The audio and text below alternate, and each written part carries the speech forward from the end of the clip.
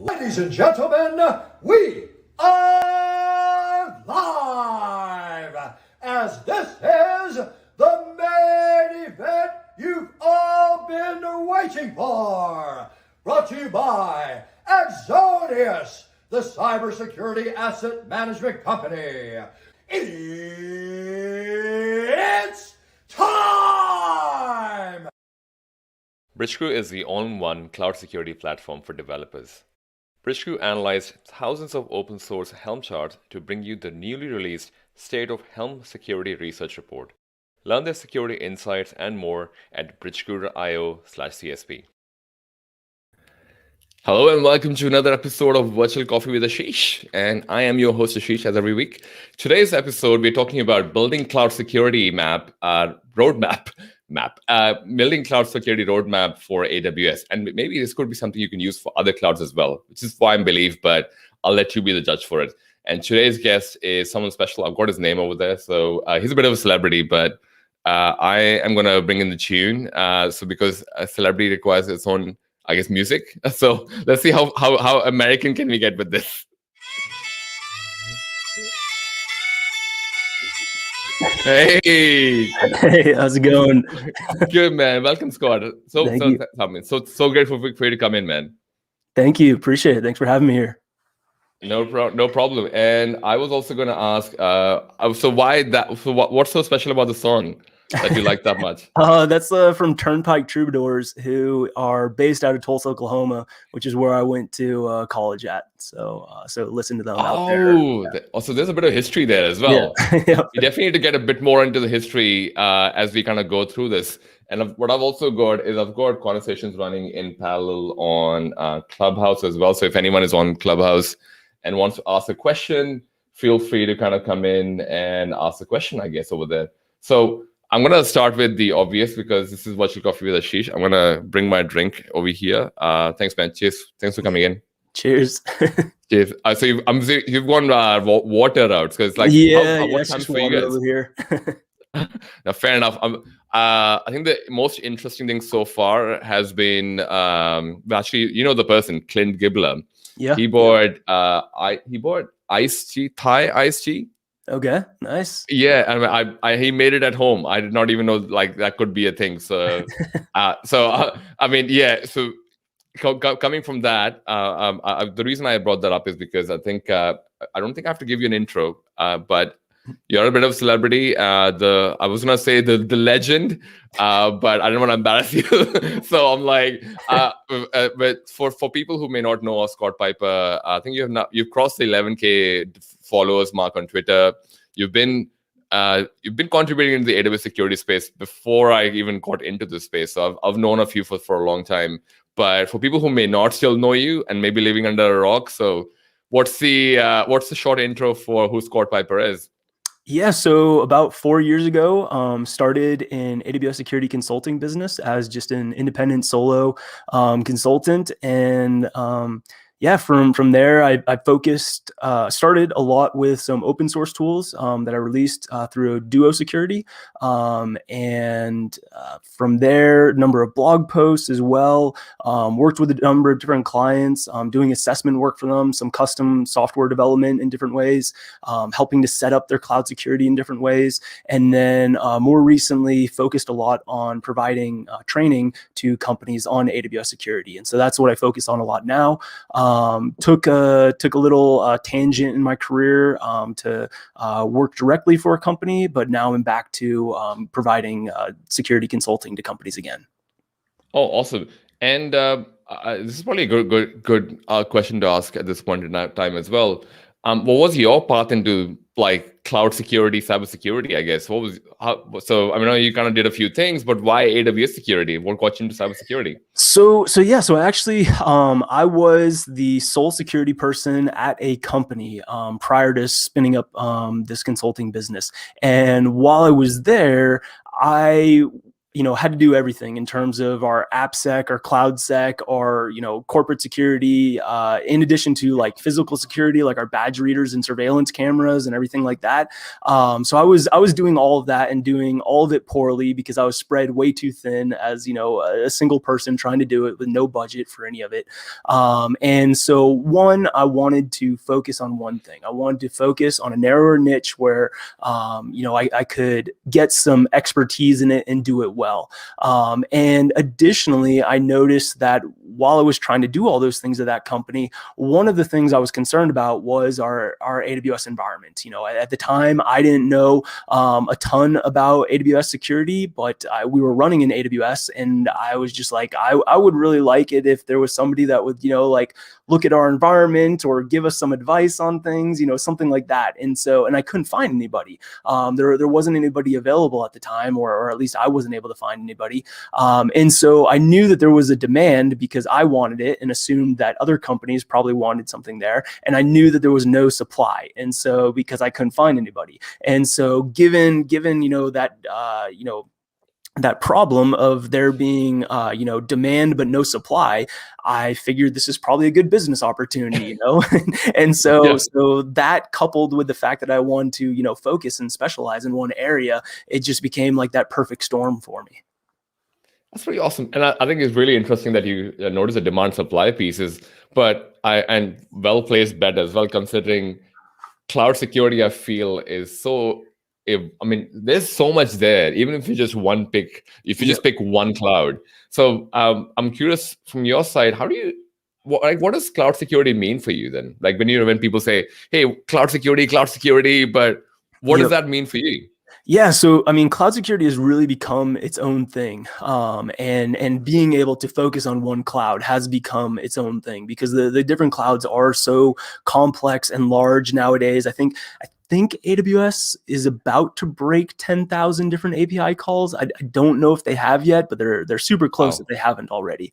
And so they're super complex there, and it's become like very fractal in the sense that like those images, those fractal images you look at, and as you zoom in more and more, like you realize it becomes more and more complex, and you keep zooming in, and it keeps becoming more complex. Like that is the same thing that happens with just computer security in general, and then you zoom in and now you've got cloud security, but then you realize if you zoom in further that there's this niche of AWS security, and then you zoom in further and you realize there's IAM, there's networking on there, there's all these different niches within the niche. And so for me though, like cloud security is a lot about trying to leverage the different cloud providers, what they offer you, and try to make as best use of that as you can in your environment. And try to use the things that are available to help you improve your security, try to avoid the misconfigurations and foot guns that are possible in those environments. And so keeping kind of both those things together there. I'm a big advocate of trying to leverage the cloud for as much as possible. Like you're already paying for AWS, and if you've already, or whatever your cloud provider is, and if you've already gone all in on one of these cloud providers, or leveraging them to some degree, like leverage them more and more and more, I think. There's like the concept of the shared responsibility model where it's really like this split responsibility where AWS is securing some things, you're responsible for securing everything else. If you from just like a cost and maintenance perspective, it is usually beneficial to try and throw as many things over the fence as possible to make them AWS's responsibility in some way. And so that is, also a part of it, is trying to recognize what does AWS offer? How can you leverage those things so that you don't have to do them yourself? You don't want to have to run some of these different services if AWS is already offering them there for you. That's awesome. And I 100% with you on this one. And we can definitely go into the honest reality of going into a new AWS service when it's first released as well. the pain that comes with it and the documentation. Well, Yep. sorry, the lack of documentation. Yep. I guess. And So that's something to like keep in mind as well, is like there are all these different AWS services and all these different capabilities, but depending on your specific needs, it may not be appropriate for you, you know, or depending on honestly the maturity of the services that AWS is offering. Sometimes they offer things before they have some of the capabilities, some of the features, some of the things you might expect, even when it's like, you know, a managed open source solution in some way. Like Elasticsearch is, you know, like one of the examples of that. When Elasticsearch was first released, you didn't have access to any of the error logs. You didn't have access to any of the authentication logs. So you just did not have visibility into any of the potential problems that could exist there. So if you, as you're trying to ingest your log data or whatever it happens to be into AWS's managed Elasticsearch, you had no visibility into knowing whether or not that data actually made it into there because they didn't provide you with those logs. And so yeah, I'm a big advocate of trying to use AWS if it's possible for you, but there's a number of times where there are those limitations and gotchas where it's just not going to work depending on your scale, depending on other issues there. Yeah, awesome. I love the answer, man. And I'm going to quickly go through, just acknowledge. Hey, Vineet, welcome. Good morning. MS, Magno, hello. Zenith, hello. And Magno, so we definitely need to talk about forward CloudSec as well. So we'll definitely get to it. I can see your question, Magno. I'll get to that in a second because I definitely have something in there for Scott a bit later. So we spoke about cloud security, we defined cloud security, and we've spoken about what does that mean from an AWS perspective, but also how cloud security has become its own being as well. So if someone is looking at going AWS today and they're just going, oh my God, this is so much here, right?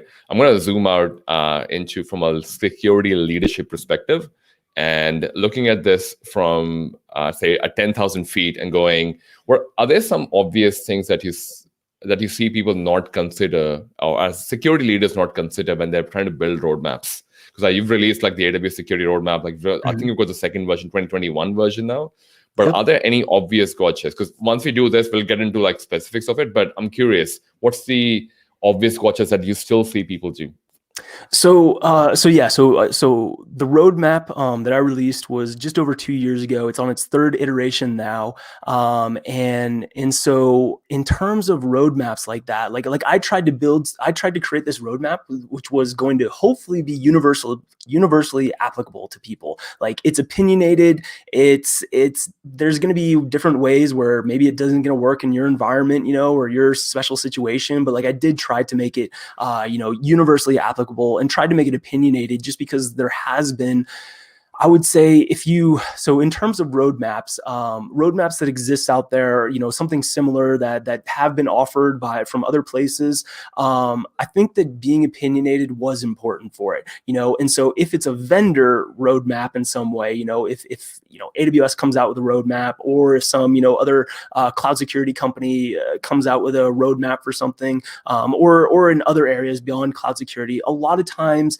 they don't make them opinionated, that because they don't want to be wrong, you know. Like different situations, there are going to be different things that work and don't work, and a lot of times people feel uncomfortable about making that like specific guidance to people. But there's like also the benefit of like an 80-20 rule, you know, where it's like this is going to be useful for most people. And so instead of, you know, giving somebody a 100-page document where you list off all the different caveats and everything, like my roadmap's 11 pages long to basically say like this is what's usually going to work for most people. So I think that is really important for other people that are trying to create those different types of roadmaps.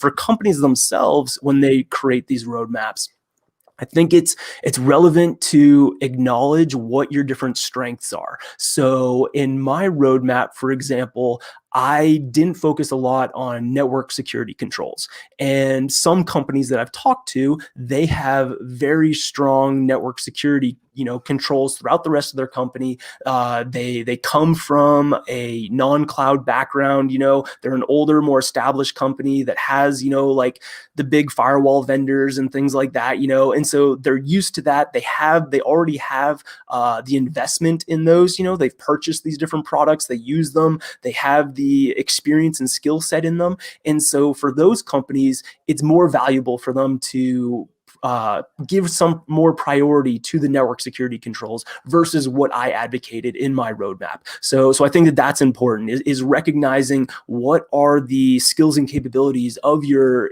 employees, what are the experiences that they have, what is the strategies that you've already tried to focus on, and leveraging those, as opposed to I'm just I made this as a PDF for the whole world to see. Don't view it as this is the way, and you shouldn't try and do things any other way. Take advantage of the advantages that you have. Oh, awesome. Great answer, man. I think it's definitely worthwhile focusing on the strengths of the existing organization. So maybe now could be a good time for us to start going a bit more deeper into this. So I'm just going to I think I can see some questions coming in through for this as well, and we'll get into this. But the way I wanted to take this interview was start from a startup today, which is looking at AWS funding from AWS startup, and we've signed up. And what are some of the initial steps that we could be doing from building the strong foundation so we can build on later on when the startup becomes a Facebook level. So at a startup level, what do you normally recommend would be some of the challenges that people would see, and which maybe should be, I guess they should consider from a roadmap perspective that would set them up for a good future? Yeah. I mean, the challenges I think that startups have is just time is of the essence. They're trying to get things done as quickly as possible. They don't have the bandwidth. They don't have the the human capacity to accomplish different things. And so as an example there, I am generally not a fan of AWS Control Tower, which is a service that basically provides what AWS refers to as a landing zone. So kind of like a default way of setting up your environments. And for the most part, I'm not a fan of it. It has a number of limitations. They haven't really kept it as well up to date as I would like. And so some of the limitations are it doesn't work in all regions. It doesn't have an API for it. And again, that's a solution that tries to be generally applicable and useful for everybody. And given some special circumstances at different companies, it's not always going to work out ideally for them. And so I'm generally not a fan of Control Tower. However, for startups, it's a relevant solution for them to consider, because it's going to be essentially a few clicks, you stand this thing up, and then you're able to basically have a more secure baseline than you would be able to put together in the same amount of time. And so that's something relevant there, is even though I'm disappointed when people use Control Tower, because I know that they're going to run into different problems with it, and everybody's going to complain about it in different ways. It makes sense for the bandwidth that a startup has. They're trying to move fast, they're trying to do things quickly. There's it's really I think that's the primary trade-off there. The benefit of startups is they don't have all of the historical clutter that the larger companies have. They haven't yet made all of the bad decisions with or decisions that maybe worked at one time for their architecture, for their technologies, and then things have moved on, and maybe there's some learning experiences where they would have made a different decision today, but they have to continue to support and deal with some of those historical decisions that they have. And so that really becomes the difficulty for larger companies, and also just the scale and the size, in that, it's, even though a larger company has potentially, hopefully, more bandwidth on their security team, more people to do things, they also have more problems throughout the rest of the company. So even though in theory they have more people to do things, they also have more problems because they are a larger entity with more stuff going on, as by definition of being a bigger company. Yeah, awesome. And I think to your point, then what would we consider maturity, a graph? If I imagine there'll be a lot of startups who started with IAM users, probably multiple accounts as well, because all accounts are free, so keep creating them, I guess. So what would you consider as a good maturity benchmark for a startup then? from an AWS security perspective? So in the roadmap, I do try and lay out essentially like phases for people to try and focus on different aspects of their security, and I tried to make some, again, opinionated choices as to what things they should work on first, as kind of a way of building up their maturity over time. But yeah, I mean, that's something that you see sometimes with it's becoming actually less common now with startups. Some startups are focusing on basically SSO first, and so they're already using something like G Suite as their identity provider essentially, and so they're leveraging that as a way of using SSO in order to get access to their different AWS accounts, and so they're avoiding the IAM users from the very beginning. So, but that is for companies that are perhaps a little bit more technically savvy, or more security focused. You'll still see, though, a lot of companies that are using IAM users. Everybody's working in the same account with admin privileges, and so. So yeah, I mean, there's always like room for improvement, for those companies to better leverage, again, some of the best practices on AWS that I tried to identify in that roadmap.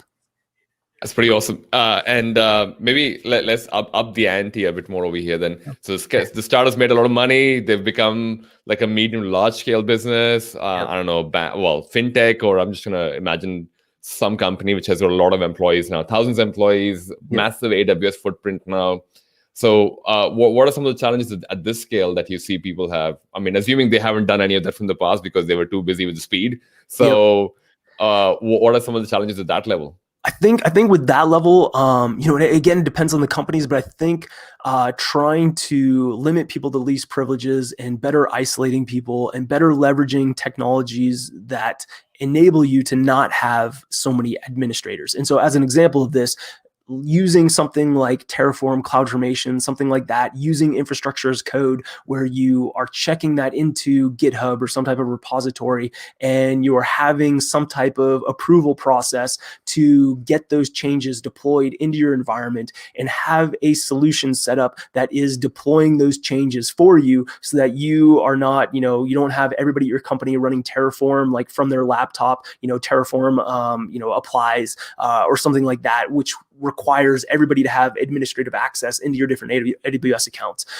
So getting yourself to a place where you have some type of CI/CD system that is deploying those changes for you, so that you don't have individual people with those administrative accesses to that account, and instead can leverage some type of like break glass functionality for when those situations, inevitably occur where somebody actually does need to be hands-on keyboard accessing the different AWS accounts directly. That's a great answer. And I think IAC, infrastructure as code, has definitely gone a long way. And having the right skill set would be, I mean, I guess the person who knows one of these or knows multiple of these definitely would be an interesting challenge. But, and maybe we'll add a few more layers to this as well then. So we've done IAC, we're deploying the code. What about threat detection and maybe even continuous compliance? And like, what about those kind of topics? So how do you see people tackle that, and what's your recommendation around that space? So that can be, so first I'll go compliance, because that's the easier problem there. And so you have some features on AWS that enable that, to make it easier, where you can, for example, have your EBS volumes encrypted by default, some things like that. But then also with infrastructure as code, you do have some linters out there that will check that infrastructure as code for some of those compliance issues, such as making sure you're encrypting resources, you're not making S3 buckets public, and things like that, before they actually get deployed into your environment. Once they get deployed into your environment, then you can use your CloudTrail logs, or in more real time, look at CloudWatch events in order to try to detect those issues in real time, or near real time. And then kind of as a another layer of defense in depth, you then have a number of like CSPM tools out there, which is Cloud Security Posture Management tools, which will scan your environment. And so they make a whole bunch of list and describe calls in order to look at everything that's in your environment and identify when things are out of compliance there. So that's your compliance, and it's never like super easy, but it's easier than threat detection. I think threat detection, I think, is a harder problem there, because it's oftentimes very difficult looking at specifically CloudTrail logs in isolation to identify whether or not something bad is happening here. Because anytime you think of any possible AWS call that can be made and that an event is logged for, there is always going to be a actual reasonable reason why somebody is making that call in some way. People think like, there's STS get caller identity is basically the who am I call, and this is something I did. I was like, only attackers ever run who am I, because everybody else actually knows who they are. Like why would anybody else ever run this call? Like, no, it's super common. Like I think Terraform runs it by default every time you run Terraform, and so it's super common. And so yeah, I mean, like listing your S3 buckets, again, like you don't think that's going to happen, but yeah, like, yes, every person, when they get access to an AWS account, in order to make sure their credentials work, usually run like S3 LS in order to see whether or not like they can see any S3 buckets, and so like, again, that's super common. But what you can start doing is start trying to understand more context behind these calls. And so a human user, a person making a call to list the buckets in your account, that's super common. Don't try an alert on that. It'll create a billion false positives. Don't do that. An application making a call to list buckets, and then that becomes a lot more interesting. If you can identify that this is a service, some type of application running on one of your EC2s, and it is making a call to list the buckets in your account, that is oftentimes much more rare. There could be some applications, again, that could be doing that. Maybe you have some type of backup utility that runs out of an EC2 and wants to try and look at your different S3 buckets that you have, or again, it could be one of these CSPM tools that is listing all the S3 buckets in order to see whether or not they're in compliance in different ways. But you should be able to filter out those false positives and be able to say, okay, as long as it's not my CSPM tool or some of these other, known exceptions, if any other application in my environment ever tries to run S3LS, like that is weird. That is something that, your security team should investigate more. And so if you can get that context, and additionally, and this is a lot more difficult to do, is try to get additional context from other events that are happening. So not only did this EC2 make a call to list the buckets in the account, but it also did these other things. It also made a call out to this DNS. It also, did these other things. If you can get that different context and start building that up, that becomes a lot more powerful, and it helps you reduce that false positive problem. But that's a difficult thing to try and do.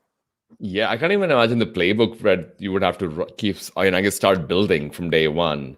Because I don't think there is, I think a lot of people go down to CIS benchmark as this is my playbook, but that's not really an incident response playbook. That's not really like a... And again, that's like compliance issues that they're finding there, again, I mean, trying to do incident response, trying to figure out what's weird, I mean, I've created rules before where it's, detecting if any large EC2s are ever used, because, those are used by Bitcoin miners, but then you find out that, the company actually has a use case for that large EC2, or you assume a company only works out of certain regions, and then all of a sudden you find out, you have, some third-party contractors or something, and they want to make use of resources that are closer to them, and so they use a different AWS region, or you find out that your company is expanding into a different market, and now, you're using another region. So there's all those gotchas for any of those types of rules where they'll end up creating false positives for you. Oh my God, yes. And that reminded me, I mean, in my day job, I remember this very clearly. As the first day I came in, I'm like, certain regions I wanted to switch off. And I think this is around the same time that AWS made it possible that you have to enable each region that you go into. You're not on by default, which used to be the case before. I'm going on about like, oh, we should not be using the RRR. This region is not required. We're only in these regions. I'm like, but we're not using them. Like, what do you mean we're not using them? It's on by default. Yep. And they're like, no, it's not. And it sounds like an embarrassing moment, but it was like a humbling moment as well for me, because how quickly things change in AWS is also an insane thing that I just cannot, like, it's not that you get a memo from AWS or Azure or Google Cloud, hey, by the way, Ashish, we have changed this. So next time you feel like embarrassing yourself, don't say this. So, I do you find that that's also something that is probably making the thing quite complex, to the point that a lot of people are wondering that there is no way to standardize security in a cloud. I'm not even talking about multi-cloud, right? I'm just talking about just AWS. Yep. How do I standardize my operation in a large AWS environment? Like, what's your recommendation? Or are you more on the path of, hey, let each business unit deal with their problem? All I care about is the bigger scale. So curious to know your thought on that, man. So there's a couple things to unpack there. Initially you talked about like the issues with the regions. That in and of itself is a super complex thing. Like a lot of people, there's for example, you can disable STS endpoints in your different regions, and a lot of people don't understand that disabling those endpoints doesn't actually disable the region. The only way to disable those regions, the existing regions, is through SCP, service control policies, that can be applied there. And then in terms of like new regions coming online, I think it was the Osaka region was like an old region that then got enabled by AWS. And so this was a case where it was like a region that nobody actually had access to unless you specifically asked AWS for. And so this broke that rule that, new regions aren't enabled by default, because it was technically an old region that just became enabled for everybody. So it's chaos. So the regions are a mess, but also just like understanding all of these like details and caveats, like nobody knows all of it. It's, like I'm learning constantly. I've worked with so many different clients, where they ask me questions about things, expecting I know the answer. And I'm like, again, like, a lot of knowledge is fractal, where you can get so down in the weeds in different things. If somebody has been focusing on one individual AWS service, for the past, number of years, and that's all they've done, clearly they are more of an expert, than anybody else. like people ask me these questions and I'm just like, I have no idea, like I've never touched that service. There's 200 plus services on AWS. Like I unfortunately have not used all of them, and some of the services are crazy to try and use. Like, ground control will talk with satellites and stuff. Like have not used that one, probably will never, like probably really expensive for me to use that. So that's all that problem there. Your question about standardizing though on compliance, I do think so there is some standardization you can try and do across all of your different environments there, but it is also important and valuable to not try to apply a single standard across everything, because then you'll end up with your lowest common denominator, or you're going to run into one of two problems here. Either one, you try and use the most, you basically say, well, we need a sandbox account where people can do various things in, and the same compliance that you use for your sandbox account is not what you want to use in your production account. Your production account, you want more locked down. And so if you try to apply the same, standards across both a production account and a sandbox account, either your production account is not going to be as secured as you want, or the sandbox account is going to be more restricted, and you're going to end up with a shadow IT problem where people say, I want to try to, test out some different things in AWS. I can't in my sandbox account because it's too restricted, because you applied all these different compliance standards to me. Therefore, I'm going to use my own credit card and spin this up in my own, AWS account. And that creates, its own problem there. So neither of those is good. And so you do have to, try to break things up, be able to say these accounts here, these, or some way trying to segment that different standards that you have, to be able to say these things need to adhere to a higher standard that's more restrictive, and then these other things can be less restrictive, in order to allow the freedom of people to test out different things, experiment, and develop. That's awesome. And I love the fact that you touched on the challenges from standard compliance as well, because a lot of times I've found a lot of people kind of just go down the path of how do I standardize security, because that's the only way for me to control this or control what's happening. Otherwise it just feels like a wild west, for lack of a better word. And on that note, I'm going to take a pause for a second, because I've got people on Clubhouse and I've got people on the stream as well who've been asking questions. So I'm going to go through one of them. So thank you everyone for your patience who've been waiting patiently for their questions to be answered. For folks on Clubhouse, if you guys want to jump on the live stream, it's on my profile. And I'm going to, if you have a question, please feel to tap the hand icon on Clubhouse and Twitter Space. I think that's how you do it. Sweet. So I'm just going to quickly go through the ones that I haven't acknowledged yet. I've got a question from MS. At a broader level, what is usually your strategy when you're invited for building a cloud security roadmap for a company, and how important it is to understand the shared responsibility model? So I don't do that. So that's why I created that cloud security roadmap, because I didn't want to do that for companies. So like kind of did it like once, and then was like, yeah, I don't want to do that again. And so that's why I've released a number of like the things that I have, in some of the blog posts and things like that, is like, so from a business perspective, it would be much smarter for me to, keep some of these things private, and you basically like, copy paste these over and over again for every different engagement, and you basically like give that, sell that different advice or sell these different solutions to different companies. I don't like doing that though, because it's super boring. So that's why like I will release these things, and that forces me to continue doing newer, interesting things, because now I have like backed myself into a corner where the thing that was possible for me to sell, I can no longer sell because I released it open source already, or released it, to the world in some way. So I don't do this for companies, but I do provide training to companies though. And so in terms of helping them understand the shared responsibility model, that is where I'll go more into that for companies there. And I do think it's important that they understand it, because I do think the way the name of it, I think, is misleading to people. The shared responsibility, like you're not sharing the responsibility. It is a split responsibility, where some things AWS does and some things you do. Like a sharing would mean that AWS would sometimes help you with your security in some ways. Like, hey, we noticed, your EC2 was compromised, and they kind of do that, but like, and they'll do that for some things, sort of, but it's not.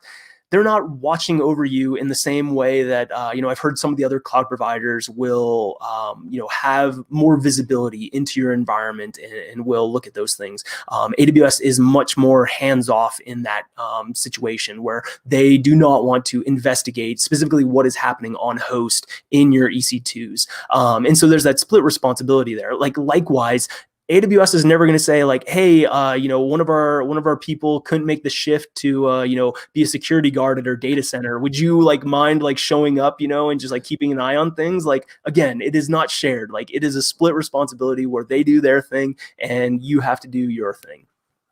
Awesome. Great answer, man. Hopefully we answered your question, MS. I've got a question from Magno. What advice would you give to someone that is starting to work in cloud security or AWS? Yeah. So I provide in my roadmap a list of some of the different resources that I find are valuable, some of the different newsletters out there, some of the different conference videos, and these are valuable. I list them as ways of keeping up to date, but it's also valuable in terms of helping people to learn what's going on in these different environments, or start learning about AWS security. AWS does have a security specialization certificate that you can get, and in general, I'm in the I guess the view of like certificates aren't like super valuable, super important there, but at the same time, like I recognize that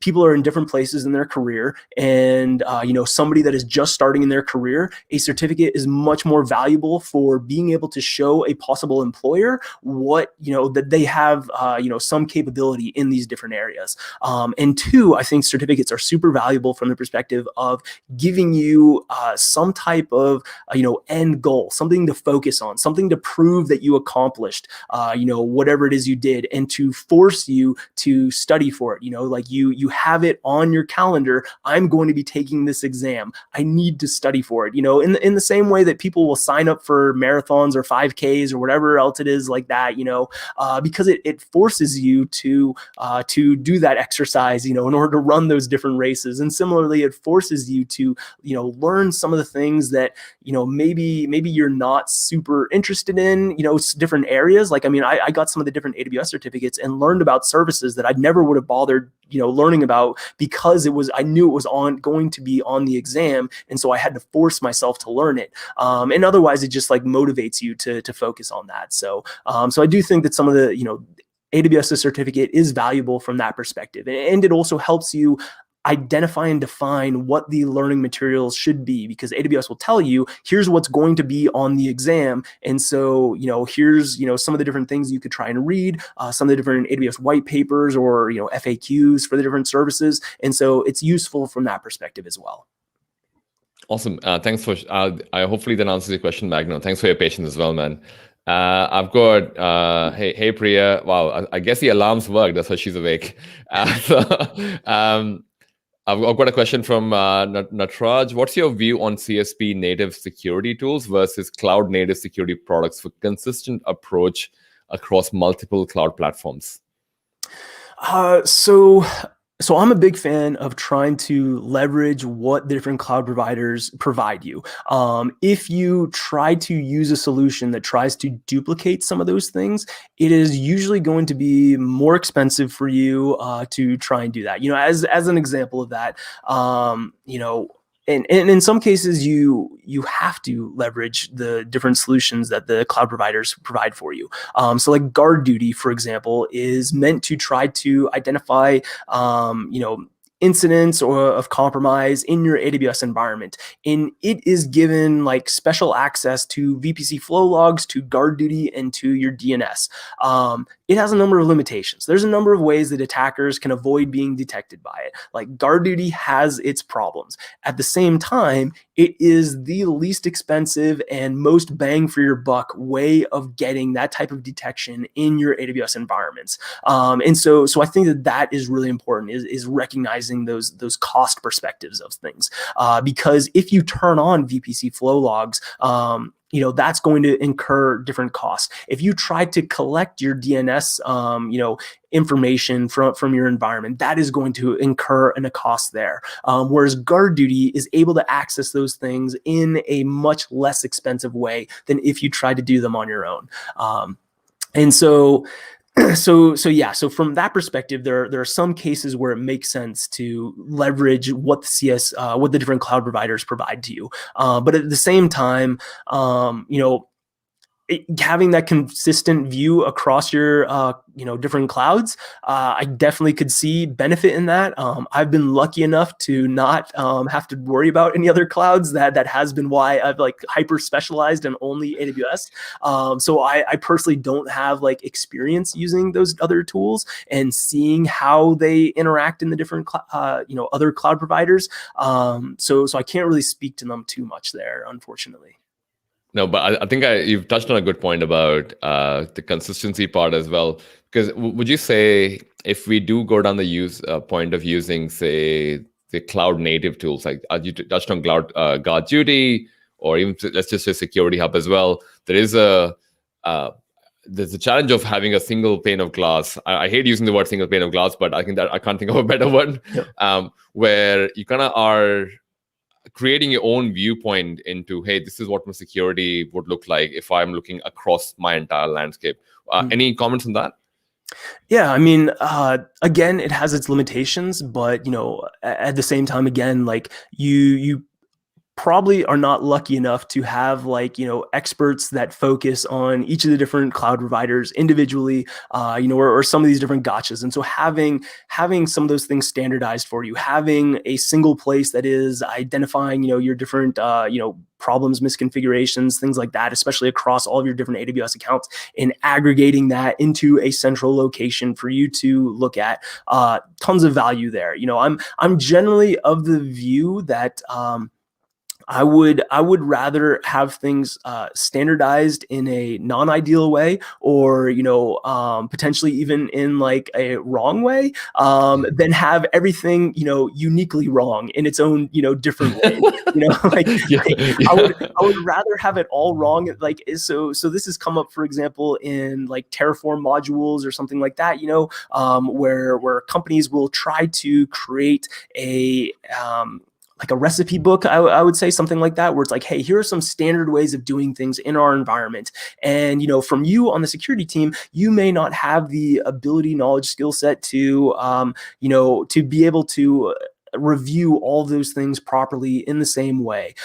But it would be better to have those things used across your company, so that once you do have the time to review those different, libraries of some sort, that you can identify what the problems are in that one library and hopefully fix them across your entire environment, as opposed to now having to evaluate these different modules or libraries and, across all the different, environments that you have. And this same problem comes up in, like application security, where it's actual code and there's actual code libraries, or code modules in some way. Like, it would be better for you to standardize, again, in the wrong way, or the maybe not optimal best way, and have that standardized across everything, in my opinion, than to have just chaos of everybody using, whatever libraries that they'd want, across everything. Just because when one of those is wrong, like, you're probably never going to be able to find those problems, because you just will not have the time to identify those misconfigurations, those coding problems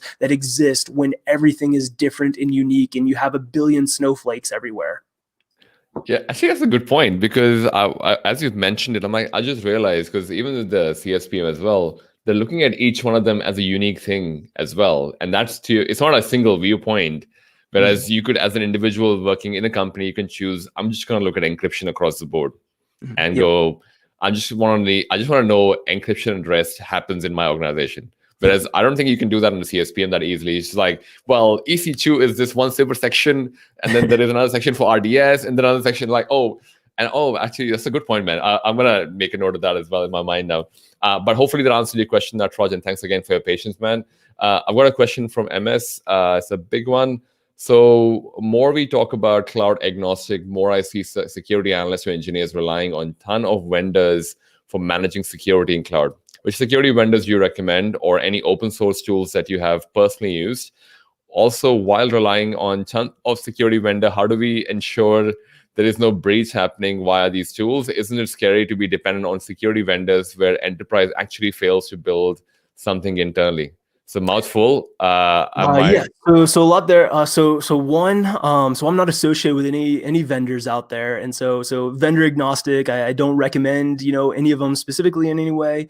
In terms of some of the different open source tools that exist out there, they tend to have like specific use cases, like for auditing your different environments. You have something like Scout Suite, for example, from NCC Group, Prowler as well. Both of those tools are really meant though for a point in time evaluation. They were built, especially like NCC Group is a pen testing company. Like, they come in once a year, once a quarter, something like that, in order to do a point in time investigation of your environment. It is not a tool that was used or built for continuous auditing in your environment. And so you run into some complications in that way. So I think it's important to recognize what is the tool built for, and use it, for that specific use case, or identify the tools that are meant for the use case that you have there. I have used StreamAlert as an open source tool. It comes from Airbnb, in order to monitor the events in your environment from CloudTrail and other places. StreamAlert, though, it requires a lot of care and feeding, a lot of maintenance there. It is something that does require some investment from the company in order to make sure that it's running properly. And that's honestly true of like every log monitoring solution. Like, I do not know of a company out there that has ever run into the situation, or has not run into the situation, in which they recognize that they have not been monitoring their logs for a period of time. Like, somewhere their logging pipeline or alerting pipeline, something broke, and they didn't realize it until like somehow some other incident happened and they were like, weird, we should have gotten an alert about that, or they, found out, or they just like were like, hey, that's, it's been kind of quiet for the past like week or two, wonder if like suddenly our developers just got really good and stopped, introducing bugs and stuff, or maybe it's your monitoring pipeline broke and you're not receiving those alerts anymore. So that's a common problem, and so Stream Alert does require some of that care and feeding there. But yeah, it's the concept though I think is valuable to look at. And so what it does is it works in like a serverless way, in such that it will spin up lambdas in order to deal with incoming logging spikes. And so as for example, most people, their logs are cyclical, where during the morning when everybody comes into work, suddenly you get a lot of login events and things like that. Or if you have some type of website out there in the world, like there are going to be different times of the day when a lot of people are accessing it, and then there are going to be times in the day when it's not producing a lot of logs because it's just not that busy anymore. And so that's where a serverless logging platform becomes valuable, because it can spin up and spin down as more logs come in, or or there's quieter periods. And that's also valuable when perhaps you're experiencing some type of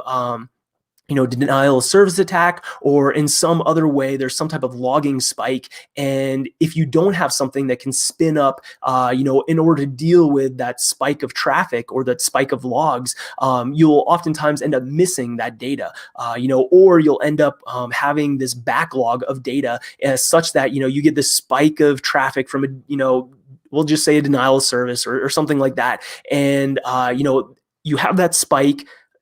You're trying to deal with that spike, or you're not aware of any incidents that are happening because your logging monitoring solution is trying to basically dig through all that data. And then eventually, maybe a few days later, it catches up to things that were actually happening a few days ago, but your solution just had this big backlog of events. And so you end up being, days behind in identifying incidents, perhaps. Oh yeah, and the whole real-time detection also in itself is a big thing as well. So I hope that answers your question, MS. But just want to call out Tony Della Fuente. We had him on the show some time ago, and I love the fact he named it Prowler because Prowler was the first song in the first album for Iron Maiden. There you go. And I was like, amazing! Like, so imagine like. Anyway, I just thought a random fact I'd throw at you guys, but definitely check out the talk. I'll try and link it over here as well. I've got actually, it's just a comment from Priya. I agree. The security roadmap is a great resource. I have used the roadmap as a conversation starter for AWS security related planning with engineers and top level management as well. So thanks for sharing that. Yeah. Magno, thanks for your patience again, man. So question, what do you think of organization going multi-cloud instead of staying with one vendor? Doesn't that bring more complexity and more risk? So yeah, I mean, the concept of multi-cloud, like, you shouldn't do it is what basically everybody says, but at the same time, you're going to do it because everybody, whether they want to, whether they know it or not, ends up being on, multiple cloud providers in some way. And this can happen, because, maybe GCP or Azure is just better at certain things in different ways. And so people want to make use of some of the services that are available there. Or it can happen, maybe you acquire a company and that company happens to be all in on one of the other cloud providers, and it just doesn't make sense to try to lift and shift everything to AWS, or try and move things in a more intelligent way. Like, just leave it as it is, and so now you're multi-cloud. And so that happens. So you should try to avoid it, but it's going to happen ultimately. Yeah. Yeah, well, we can all try though. We can all try. It's like become what security people are supposed to be, the gatekeepers, and just go, nah, this is not coming in. Awesome. Hope that answers your question, Magno. I've got another statement from MS. I'll definitely look into security roadmap for AWS. I've leveraged the same in Azure deployment in past. Actually, that'll be interesting because I imagine the framework you've defined in your AWS security roadmap, it's actually generic enough that you can apply to any other cloud as well. I mean, apart from certain logging specific, I Yeah, I guess. mean, there are definitely like some very AWS specific things, but like the general concepts like do apply. Like I mentioned, as one of the first things, like you should try to get an inventory of what different, AWS accounts that you have, in the same way that you would get an inventory of like what exists in your other cloud providers. One of the other steps early on is getting backups of things, like for your critical data, and that's like especially important nowadays with how common ransomware is. And also, like, there's been a lot of talk somewhat privately about there having been a number of like scorched earth incidents where an attacker gets access to somebody's AWS account and just deletes everything, like doesn't even, try to ransomware it, anything like that, just delete everything. And so yeah, for problems like that, like you want to have backups. And so even though I mentioned in the roadmap, like AWS specific technologies that are useful for your backups, the concept of having backups is a, universally good thing that you want across any cloud provider. Yep. I think especially anyone who's been coming from a day of hardware. Because actually, I'm going to show my age here, but I forgot how important backups were back in the day of non-cloud devices. There was no Dropbox. There was nothing. Nowadays, I don't even see a CD drive in most of the computers coming out. And you go, because that's what used to be like, oh, I need my backup drives. I need my backup CDs or backup floppies. And you go, nowadays, oh, I just back up to the cloud. I'm like, yeah, I guess there is no that kind of backup, but I digress. That's thanks for that statement, MS. I've got Priya has a question. Curious, what's your take on AWS Audit Manager for compliance check? I've not used it. So yeah, no comment on that, I guess. Cool. Yeah. All right. So we'll come back to that one. Priya has a statement as well. I found situations where least privileged users are using instances used for CI/CD to do manual changes to the AWS environment, even in production. This makes it harder to build a false positive context alert. So I guess, this is related to the thread story that we were going with, the false positives that come out. And anything you want to add? I mean, that is like a true positive. You're identifying like something a non approved way of doing CI/CD in your environment and accessing your production environment. Like that is a true positive that you want to try to stop. Actually, that is It's unfortunate that like probably someone's going to say, well, I have to do this. And, you're going to run into like those types of, just kind of people issues there, where you're going to have a more difficult time trying to stop it, and they'll continue generating alerts for them. But it is a situation where that will hopefully help you start the conversation with like the engineering team or something like that to say, hey, you should really prioritize making your CI/CD environment better so that you don't have people running them from, random EC2 instances or something like that. Awesome. Thanks for sharing that, Priya. Zina she likes to split responsibility instead of share responsibility comment. That's amazing.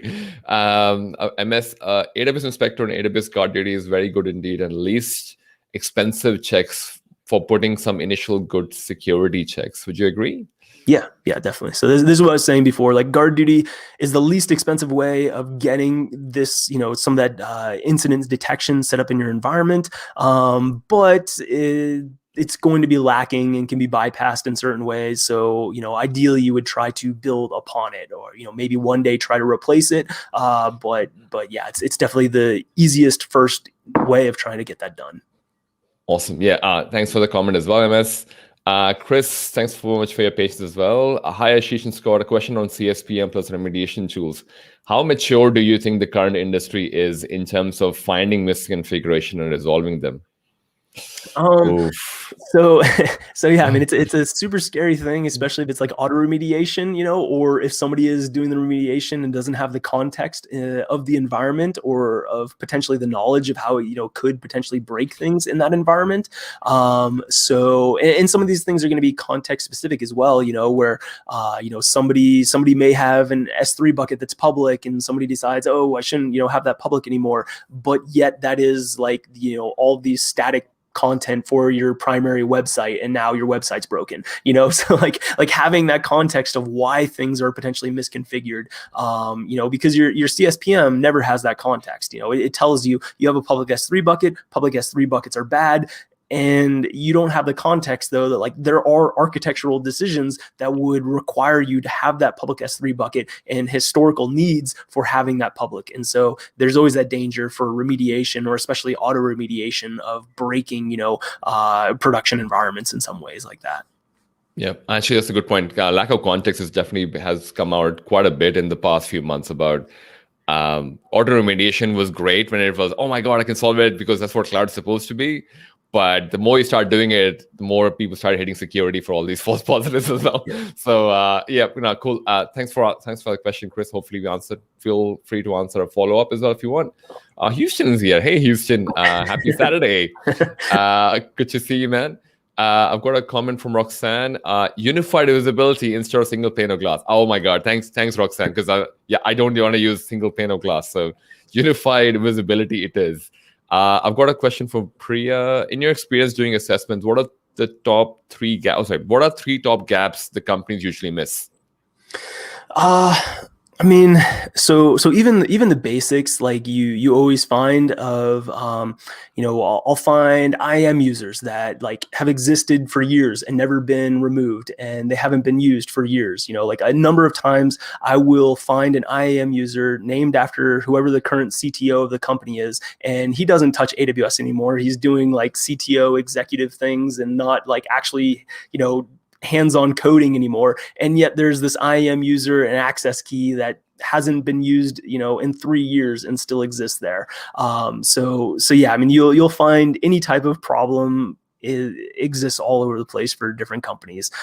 So in terms of gaps, like sometimes I'm like, how did you guys not realize this is a problem? Like, and sometimes like they need the external consultant to like tell the CTO, hey, you have to let go, like you're no longer, hands-on, actually using these AWS environments anymore. You're not logging in. We can prove that you have not logged in years. Like, you need to let go and, get rid of that. Like, it is a security risk. But yeah, so I can't really speak to like any specific gaps there, I guess. Awesome. Feel free to answer a follow-up question, Priya, if you want. I've got Roxanne. Thinking about roles and responsibilities within an organization, how we can share or split roles of security team and the cloud users in tool selection or managing security incidents. Any thoughts on that question?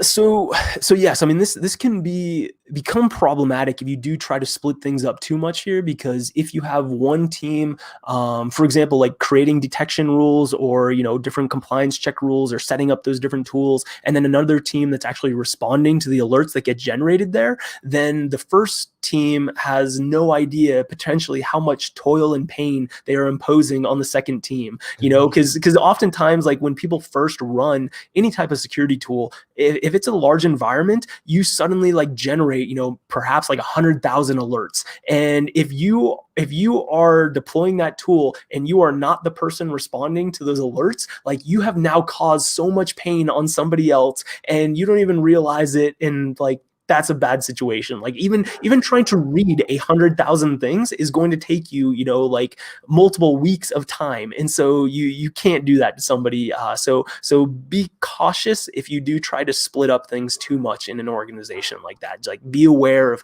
how those situations can play out. Awesome. I've got a couple more questions from her as well. What is the best way to manage monitoring and logging in cloud? Exclude ingestion of noises into an expensive. All right. Yeah. Exclude the SIEM option. Outside of that, what do you recommend for managing monitoring and logging in cloud?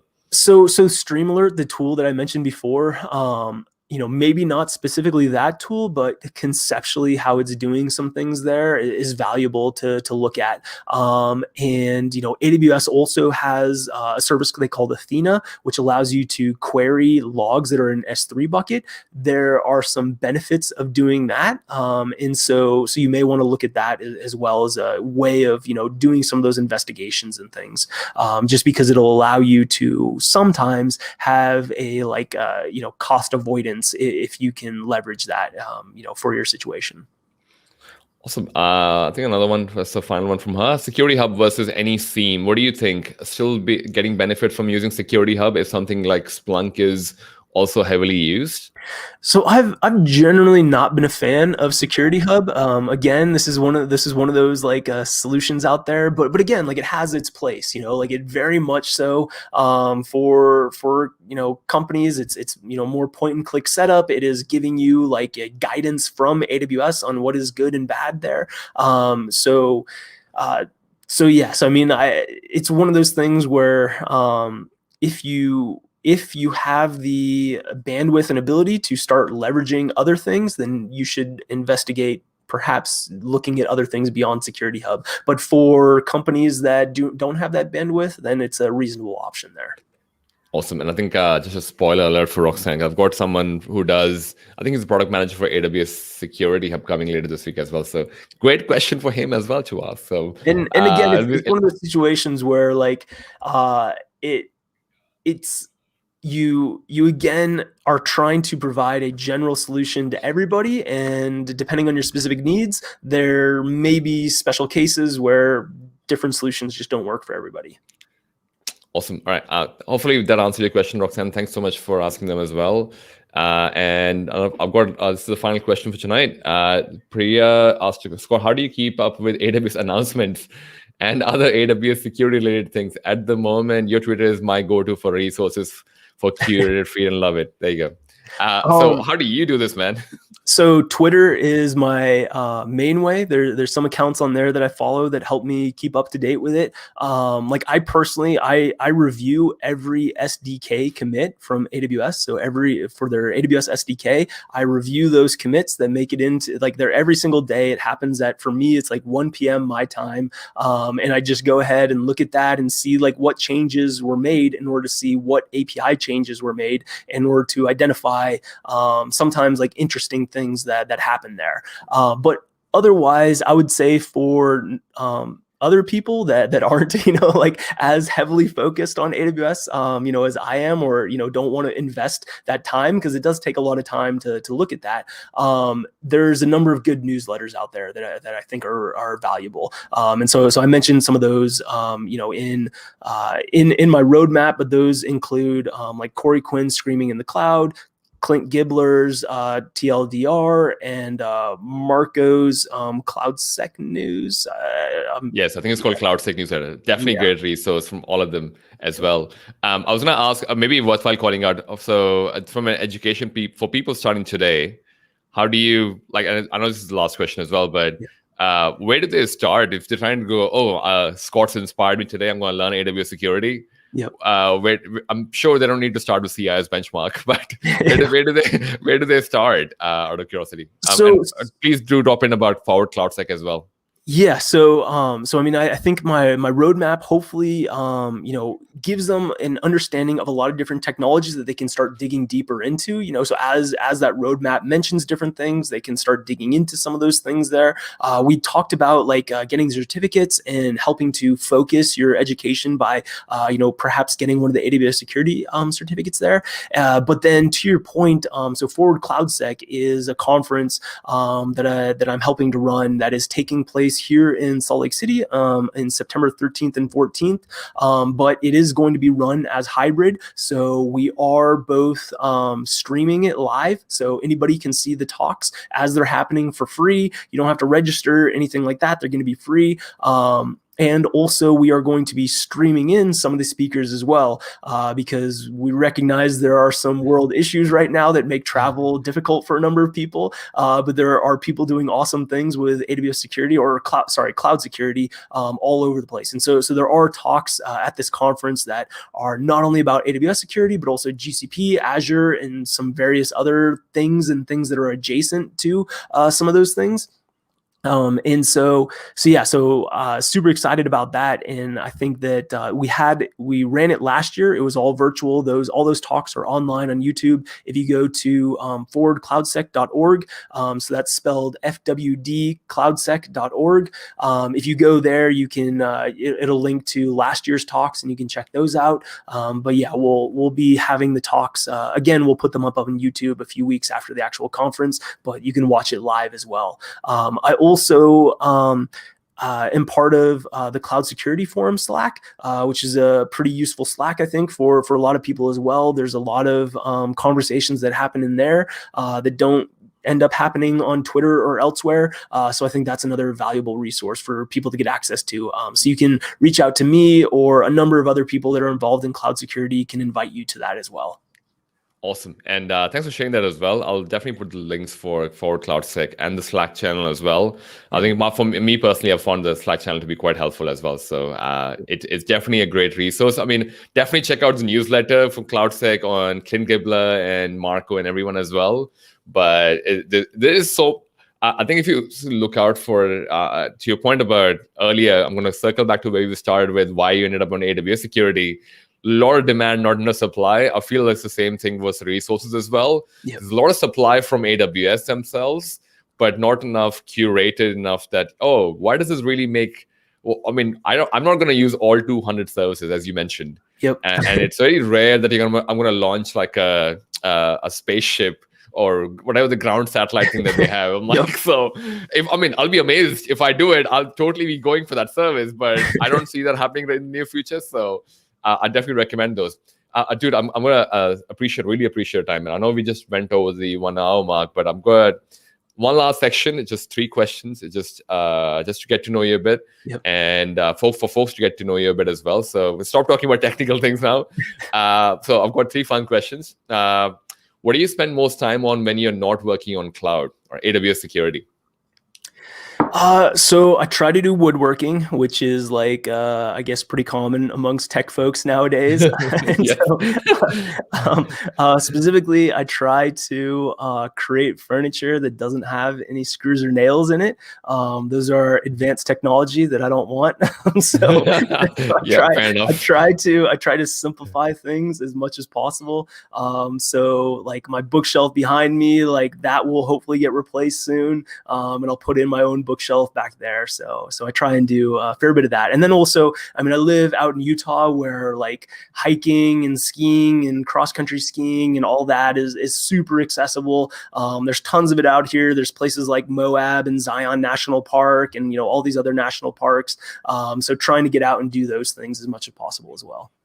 This could be an ad for Utah. Like now people are signing up. Yeah, that's why I wanted Forward CloudSec to happen here in Salt Lake City. Like everyone. Oh yeah. Oh, actually, yeah. It's, for people who do not know this, all the other organizers like didn't want it here. They wanted it in like some random city, and I was like, okay, first of all, Salt Lake City is way better than all those other cities, and second of all, like I live here, it will be so much easier for me to like pick out a hotel and deal with the logistics if we just have it in a city where one of us happens to live.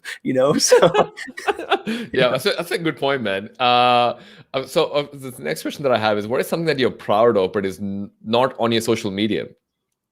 I would say so I'm pretty open about a lot of things, but so weightlifting, I've done some of that. And so specifically powerlifting or deadlifts in particular. So one day I looked up what the like record for deadlifting was for my weight class, for my age and things like that. And powerlifting gets like super niche as well, where there a lot of people can win an award, because you can get like very particular on things. But anyway, so I looked up what the deadlift record was because I felt like it was like I was pretty good at it. And it was 5 pounds away from what I could deadlift. And so I started focusing on that and was able to lift beyond that. But unfortunately, like due to COVID, all the competitions have been canceled. And so I haven't had the opportunity to actually compete and get my name in the record books.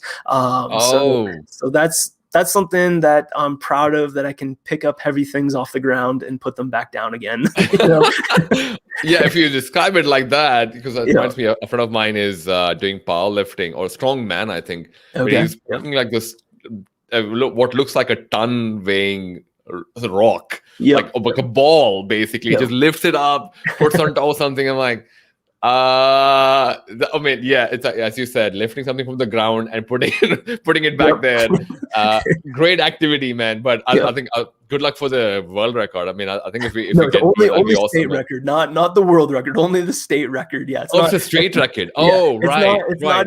not even like the national record. So it's like it's pretty niche, you know, like, and it's kind Oh, of right. low for what it should be, but I'm still proud of it, you know, like, and Yeah, once totally, I man. break it and I get like my name in the record book there, like, oh, I'm totally gonna get like a WWF style, you know, like wrestling belt to wear or something like that, you know, something super flashy, you know, to like just like advertise it. Oh, wow. Magno is saying you can lift AWS servers now. It's like, yeah, totally do that, man. Last question. What's your favorite cuisine or restaurant that you can share?